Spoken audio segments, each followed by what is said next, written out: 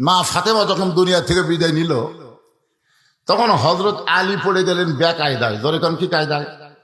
6 মাস আগে নবী চলে গেছে। 6 মাস আগে কি গেছে? আল্লাহ নবী চলে গেছেন। 6 মাস পরেই নবীর মেয়ে ফাতেমা দুনিয়া থেকে বিদায় নিল। হযরত আলী কিন্তু পরে আর একটা বিয়ে করছিলেন।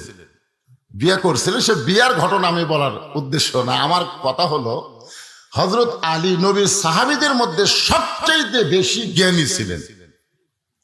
সর্বপ্রথম নবীর সাহাবীদের মধ্যে যিনি 30 পারা কোরআনের হাফেজ হয়েছেন তার নাম হলো হযরত আলী। ধরে কোন সুবহানাল্লাহ। হয়তো বলবেন হুজুর কারণ কি? সর্বপ্রথম 3 জন মানুষ ইসলাম গ্রহণ করেছে। একজন হলো নারী, তার বয়স হলো 55 বছর। বয়স কয় বছর? একজন পুরুষ মানুষ যার বয়স হলো 35 বছর। একজন বালক যার বয়স হলো 8 বছর।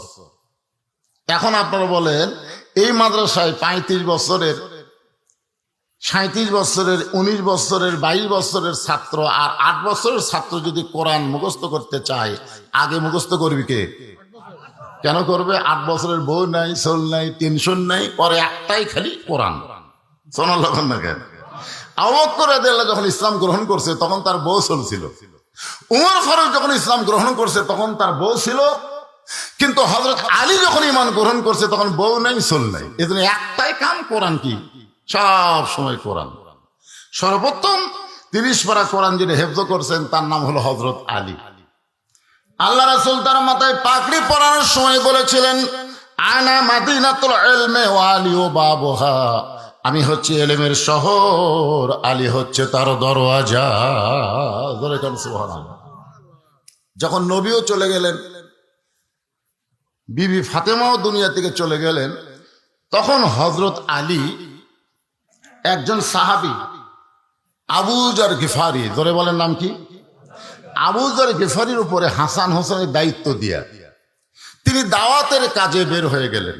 কারণ কোরআনে এখানে আল্লাহ বলতেছেন, ওই ব্যক্তির চাইতে উত্তম কোনো ব্যক্তি নেই যে আল্লাহ রাস্তায় মানুষকে দাওয়াত দেয়। ধরে কোন কি দেয়? সেই সময় সবচাইতে দ্রুতগামী যানবাহনের নাম ছিল ঘোড়া। সেই ঘোড়ার পিঠে চড়ে তিনি দাওয়াতি কাজ শুরু করলেন।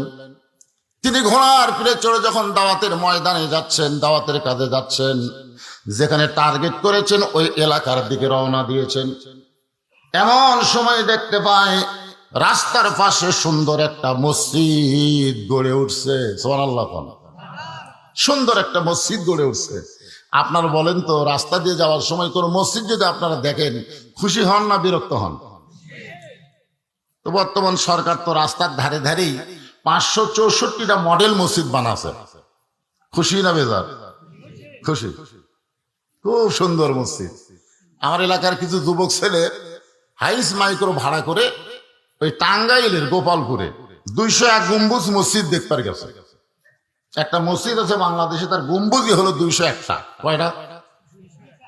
তো মসজিদ দেখেছে আমারে বলতে, হুজুর আপনি ওখানে গেছিলেন? হায় হায় হায়। আর মসজিদের ছাদের উপর গিয়ে দেখি হুজুর গুনা দেখছি 201টা। সেই রকম একটা মসজিদ। খুব মসজিদ নিয়ে আমার কাছে গল্প করলো। তাই বললাম, বাবা তোমরা গেছিলা কখন? কয় 11টায়। আচ্ছা, মসজিদ দেখে ফেরত নিলা কখন? কয় 3টায়। এর মধ্যে যে একটা নামাজ হলো জোহরের, এই নামাজ কি তোমরা পড়ছো?